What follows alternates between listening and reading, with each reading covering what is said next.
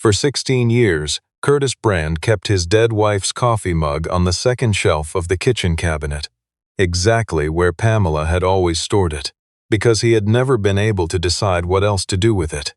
He had made peace with her absence the way a man makes peace with a bad knee, not by healing it, but by learning which movements not to attempt. His routines had calcified around the grief rather than through it. Early mornings in the shop, Terrence's school lunches packed the night before, evenings with HVAC schematics spread across the kitchen table, because silence had never bothered him and the work had always made sense when nothing else did. He was, by most measures, a man who had figured out how to continue. Then, on a warm Saturday in late September, Curtis Brand drove to the Millhaven County Fair to pick up a replacement hydraulic fitting from a vendor who only dealt in cash at these events, and 40 minutes after he parked his truck, he saw a dead woman standing beside a quilt display 30 feet away, and the world he had built around her absence went very quiet. He told himself immediately that it was not possible. Grief could manufacture faces from strangers, especially after 16 years, especially on the kind of afternoon that smelled exactly the way Pamela used to like, hay and fried dough and the particular sharpness of October arriving a week early. He told himself all of this, and he kept walking anyway, because the way she held her shoulders, the way her hand rested against the booth's corner post, with the fingers loosely curled, was not something his memory had invented. He had watched those hands make coffee 600 mornings in a row. He knew their shape. She was thinner. Her hair was shorter and darker, cut blunt at the jaw. She wore a green canvas jacket he had never seen before, and her eyes moved across the crowd the way the eyes of someone move when they have spent years accounting for every exit. Beside her stood a girl of about 15, dark-haired like Pamela had been before she started dyeing it, auburn, with a jaw that was entirely unfamiliar, and a nose that Curtis had only ever seen in his own bathroom mirror and in his son's face since the day Terrence was born. Curtis said her name, just once, not loud, almost involuntary, the way a word escapes before the brain can catch it.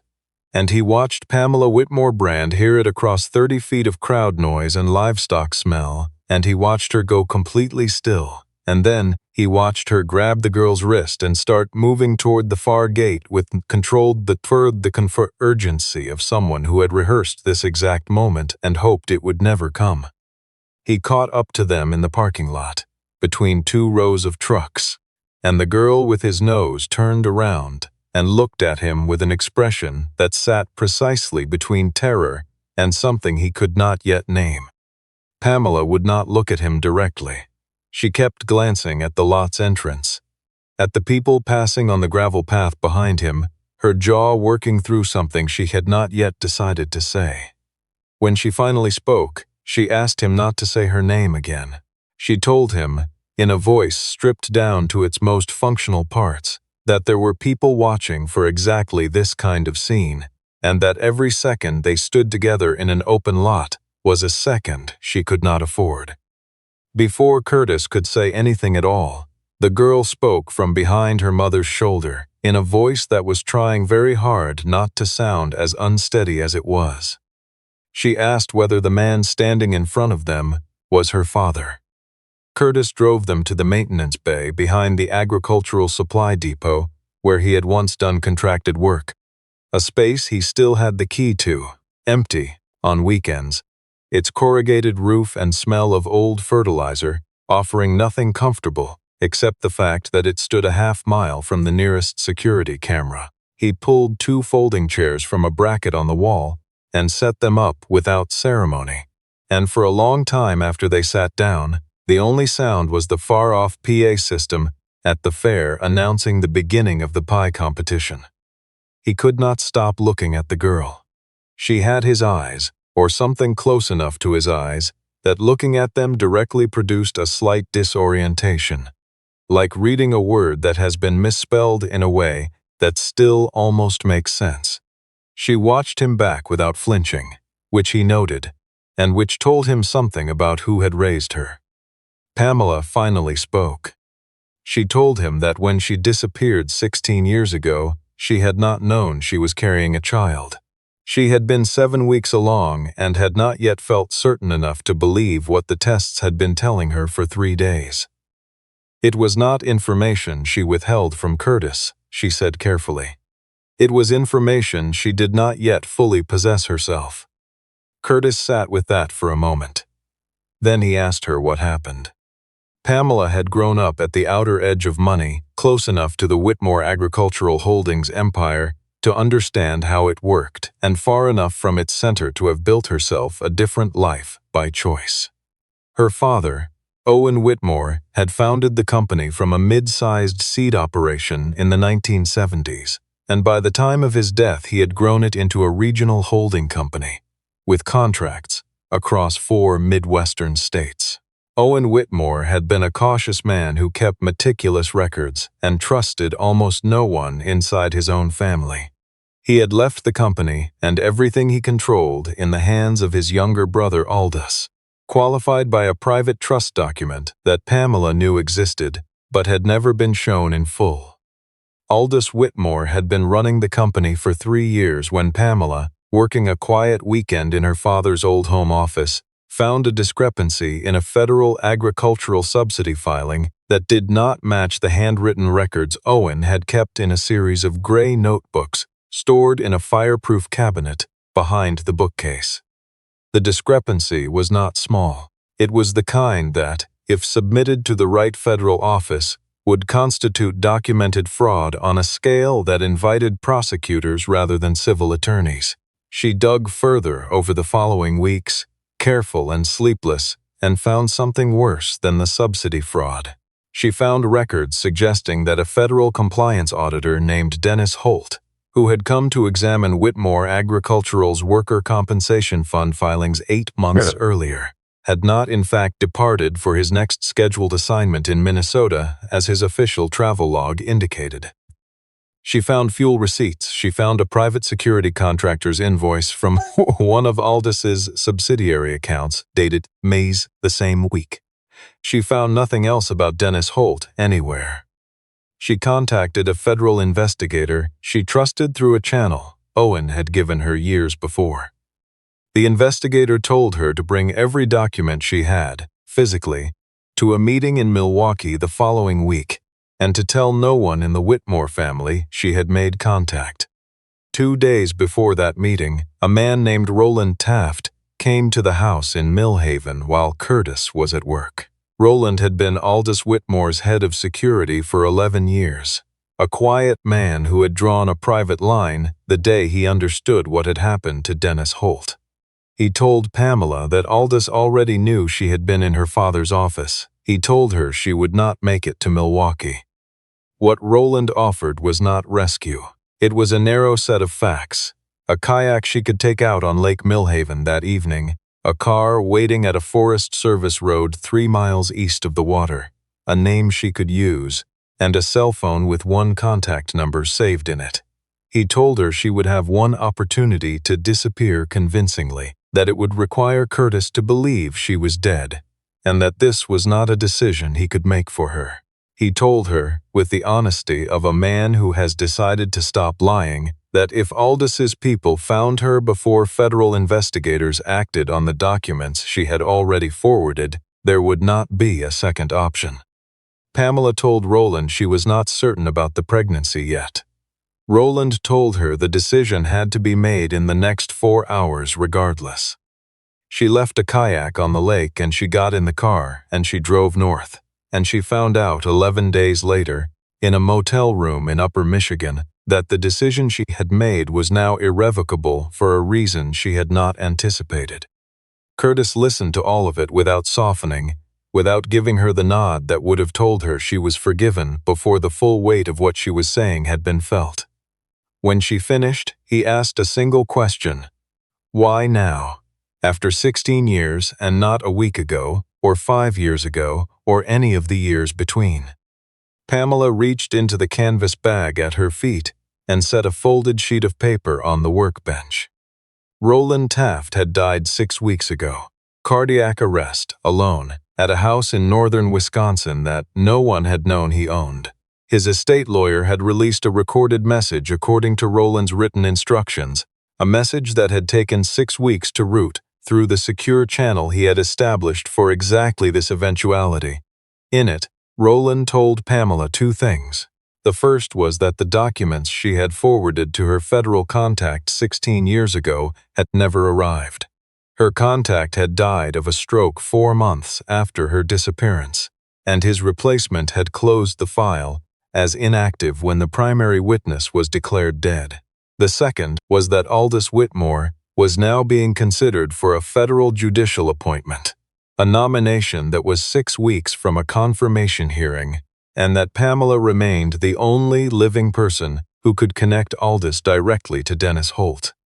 Rowland told her, in the flat voice of a man recording what might be his last useful act, that he had spent 16 years believing the truth would surface through some other channel. He told her he had been wrong, and that he was sorry, and that documents he had personally copied from Aldous's secure files were waiting in a safety deposit box at a bank in Wausau, in an account opened in Pamela's maiden name 30 years ago at Owen's private request. The key was at the estate lawyer's office, held for her. Addie, who had been sitting on an overturned crate near the wall saying nothing, spoke up at this point. She asked her mother, without accusation, but with a directness that suggested she had been waiting for the right moment, whether there had been any version of the past 16 years where she could have come back sooner. Pamela did not deflect the question. She admitted that fear had contributed to her hesitation in the early years when Rowland had believed a window was opening, but that it had not been the whole reason. Part of it was simpler and harder to say. She had not been able to imagine walking back into Curtis's life carrying a daughter he didn't know about, into a house where she pictured Terence learning to ride a bike and asking them both to absorb a shock she herself had never fully processed. Curtis let that sit without comment. Addie answered before her mother could when he asked where they had been living. She listed the places without drama. Upper Michigan until she was 4, a town in Minnesota until she was 9, then a rental outside Green Bay that she had actually liked, until her mother moved them again when Addie started asking questions at school about what her mother did for work. The last 3 years had been Sheboygan, where Pamela cleaned vacation rentals, and Addie attended a school where nobody asked why she didn't have a father. Curtis called Terence that night from the parking lot, standing alone in the dark with the fair's lights visible over the tree line, and told his son only that something had happened and he needed him home from Madison in the morning. Terence, who was 18, and accustomed to his father's compressed way of relaying information, asked no questions, and said he would be there by 10. He arrived at 9:40. He took one look at the woman sitting at the kitchen table and the girl beside her, and the greeting he had been preparing stopped somewhere in his chest and refused to come out. He stood in the doorway a long time, because he had grown up with a photograph of his mother on the hallway bookshelf, a photograph he had studied as a kid trying to reverse engineer a personality from a still image. And the face in that photograph was now sitting in his father's kitchen drinking coffee from a mug that was not her mug. He didn't cry. He didn't raise his voice. He asked, with a precision that sounded very much like his father's, whether she had been alive this entire time. Pamela said yes. Terence nodded once, slowly, and then walked back outside. Curtis found him 20 minutes later on the tailgate of the truck, looking at nothing in particular.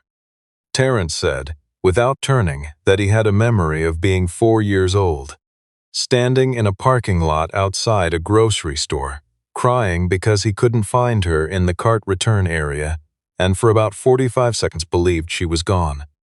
He said he had never told anyone about that memory because it embarrassed him to admit how clearly he still carried it. Curtis sat down beside him on the tailgate and didn't say anything. Terence said he wasn't ready to go back inside yet. Curtis said that was fine, and they sat there together until it got cold. 2 days later, Aldous Whitmore's office issued a press release describing a person claiming to be a Whitmore family member who had surfaced in Millhaven County with the apparent intention of interfering with his federal nomination through fabricated documents and fraudulent identity claims. By the following morning, a regional outlet had published a story describing Curtis Brand as a grieving widower being manipulated by a con artist preying on unresolved loss, accompanied by a photograph taken through a long lens of Curtis and Pamela standing outside the agricultural depot, which told Curtis with some precision exactly how long Aldous had known about their meeting before he made his offer. That offer came on a Wednesday evening. Aldous arrived unannounced, driving himself, which Curtis noted as the behavior of a man who did not want witnesses to what he intended to say. He was 64 years old, broad through the shoulders, wearing a coat that probably cost more than Curtis's truck, and he walked into the garage without being invited and looked around at the equipment the way a man looks at something he has already decided is beneath him. He offered Curtis $400,000 for a signed statement confirming that the woman calling herself Pamela Whitmore Brand was not who she claimed to be. He framed it as generosity. He said, with the particular confidence of someone who has been reasonable in his own mind for a very long time, that Curtis had been victimized by a calculated scheme, and that the money was simply compensation for the disruption to his livelihood. Curtis studied him for a moment. Then he asked how Aldous knew the name Addie used at her school in Sheboygan. Aldous had used it during the offer, a small, nearly casual reference, the kind a man makes when he is accustomed to possessing information other people don't know he has. The name was not in any filing, report, or news story. The only way Aldous Whitmore could have it was if he had been tracking Pamela and Addie for some period of time before this week, possibly for years, which meant he had known Pamela was alive and had chosen to maintain the fiction of her death rather than expose himself to what she knew. Curtis declined the offer. Getting the safety deposit box in Wausau opened required Constance Dwyer, a lawyer Curtis had known since they were 17, who ran a practice above a hardware store in town and had no professional relationship with anything connected to the Whitmore name, to file 3 separate motions and produce Roland Taft's original will, notarized copies of Pamela's pre-death identification records, and a DNA sample matched to Terrence's birth record. The process took 11 days and felt at every step like moving through water that kept getting colder. When the box was finally opened, it held a hard drive, a handwritten ledger in Owen Whitmore's recognizable notation, and a sealed report from a private investigator Owen had retained 2 years before his death. A report indicating that Owen had suspected Aldous of embezzlement as early as 15 years before Pamela had ever found the gray notebooks, and had begun building a case he did not live to complete. It also contained a written statement from Roland Taft, witnessed and notarized, describing in specific and dated detail what he had seen and what he had done in the months surrounding Dennis Holt's disappearance. Constance filed for emergency review with the Federal Nomination Committee on a Friday afternoon. By Sunday, Aldous Whitmore had retained 4 attorneys and released a second public statement calling the documents fabricated. By the following Wednesday, 2 of those attorneys had quietly withdrawn from his representation without explanation. Keith Dunmore had been Whitmore Agricultural's chief financial officer for 22 years. He was 61 years old, a careful man who arrived 7 minutes early to every meeting and kept every email he had ever sent in a searchable personal archive. He had stayed at Whitmore Agricultural through things he should not have stayed through, telling himself at each juncture that the irregularities were not his department, that he had a daughter in college and a mortgage and years until retirement, and that a man could not be blamed for what happened in parts of the organization he was not directly responsible for. He arrived at Constance Dwyer's office on a Thursday without an appointment, and sat down in the waiting area and told the receptionist he would wait as long as necessary. When Constance came out to meet him, he set a flash drive on the desk and said it contained 20 years of financial records he had backed up to a personal account every quarter as a private insurance policy he had hoped never to need. He said he had spent 20 years watching other people decide what kind of man he was. He said he had decided to answer that question himself, while there was still time for the answer to matter. The federal nomination review was suspended formally within 10 days. Aldous Whitmore was placed on administrative leave from the Whitmore Agricultural Board, pending a federal fraud investigation triggered jointly by Keith Dunmore's records and Roland Taft's documented statement. An arrest warrant was issued 6 weeks later, covering charges that included fraud, conspiracy to obstruct a federal investigation, and suspected involvement in the disappearance of Dennis Holt, a case that a federal cold case unit, re-examining the file on the basis of the new materials, was now treating as an open homicide investigation. Pamela did not seek a position at Whitmore Agricultural. She made no claim on its assets beyond what federal investigators determined was legitimately owed to employees whose compensation funds had been quietly drawn down across the preceding decades. She cooperated fully with every investigative process and answered every question she was asked. And when proceedings required her presence in a room with Aldous Whitmore's attorneys, she sat across from them with the steady patience of a woman who had spent 16 years deciding what she believed about herself. Terence took his time. He did not pretend to a warmth he had not yet earned or felt, and Pamela did not ask him to. They began with logistics, shared meals at Curtis's kitchen table that were sometimes quiet enough to hear the refrigerator running, and moved from there, slowly, toward the kind of conversation that requires two people to agree, without stating it explicitly, that neither of them is going anywhere.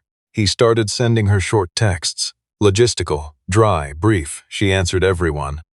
Curtis and Pamela did not discuss remarriage. The marriage they had built before her disappearance had been real, and its ending, whatever the law would eventually determine about its legal status, had also been real.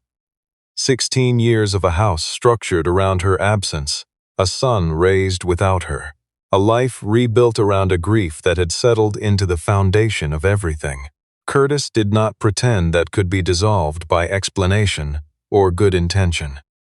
He told her he wanted to understand who she had become, and that anything beyond that would have to be built from that starting point rather than salvaged from what had existed before. Pamela said she thought that was fair. She said she had been telling herself a version of who she was for 16 years in order to keep going, and that she was not entirely certain how much of it was true, and that she would like the chance to find out with someone who had known her before she began the telling.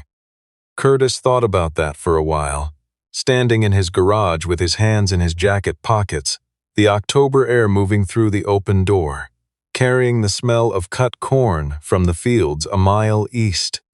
He said that sounded like something a person could work with. Addie spent the first few months being careful with him, the way a person is careful with a door they don't know the weight of. She came to the house regularly, more regularly as the weather turned and the school year found its rhythm, and discovered, mostly by accident, that she and Curtis shared a specific kind of patience that made them comfortable in the same room, without either of them needing to fill it with noise.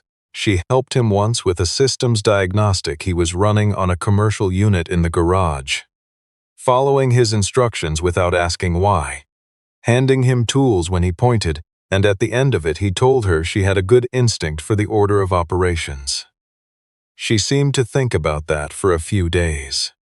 On a Saturday in February, with snow coming down in the particular heavy way that always made the garage feel warmer than it was, Addie stood beside Curtis at the workbench, watching him walk through a wiring schematic she had asked about. Somewhere in the middle of his explanation, she said, without ceremony, that she thought she'd like to learn how the whole system worked someday. Not just the one component. All of it. Curtis said that seemed like a reasonable thing to want. She looked at him for a moment. Then she said the word she had been working her way toward since a parking lot at the Millhaven County Fair in September. The word she had been testing quietly against the shape of every afternoon they had spent in this garage, measuring it against what she actually felt rather than what she thought she was supposed to feel. She called him Dad. Curtis set down the schematic. He looked at the workbench for a moment, at the coffee ring on the corner of an invoice, at the pencil lying across a parts list in his handwriting. Then he looked at her, at the jaw that was unfamiliar and the nose that was his, and he felt something settle into place in his chest, with the quiet of a thing that had been waiting a long time to be set down. He didn't say much. He wasn't a man who needed to. He just nodded once, and went back to the schematic, and let the words sit between them in the warm garage like something that had always been there, waiting for the right season to become true.